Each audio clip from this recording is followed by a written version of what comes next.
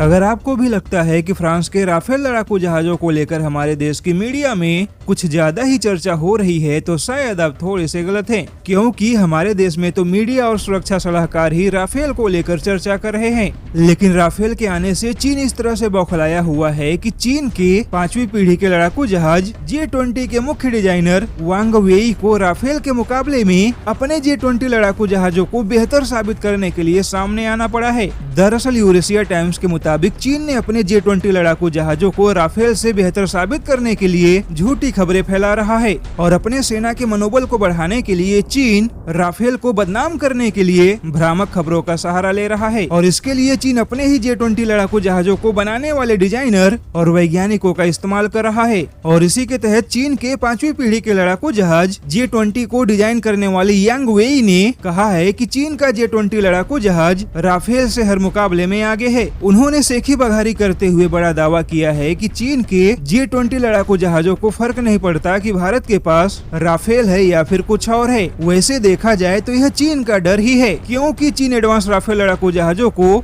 कमजोर साबित करने के लिए प्रपंच करने लगा है। जबकि कुछ दिन पहले ही चीन के ही जानकारों ने यह सलाह दी थी कि चीन को भारत के ऊपर बढ़त बनाने के लिए एक राफेल के मुकाबले 3 J-20 लड़ाकू जहाजों की तैनाती पर काम करना चाहिए, क्योंकि युद्ध के अनुभव की कमी की वजह से चीन के लड़ाकू जहाजों को नुकसान होने की संभावना ज्यादा है। वैसे बता दे कि राफेल की ताकत का अंदाजा आप इसी से लगा सकते हैं कि पूर्व रक्षा मंत्री मनोहर पर्रिकर ने एक बयान दिया था कि हमने जो राफेल लड़ाकू जहाजों का सौदा किया है और उसके अंदर जो बदलाव करवाए हैं वह इतना एडवांस है कि पायलट को बस अपने दुश्मन के जहाजों को देखना है और बटन दबा देना है, बाकी सारा काम राफेल में मौजूद एडवांस कंप्यूटर खुद कर लेगा। और इस बयान से यह समझा जा सकता है कि भारत में आने वाले राफेल को भारत ने बदलाव करके इतना एडवांस बनाया है कि उसकी क्षमता 5वीं पीढ़ी के लड़ाकू जहाजों से कम नहीं है। और अब राफेल से घबराया हुआ चीन राफेल को बदनाम करने की जुगत में लग गया है।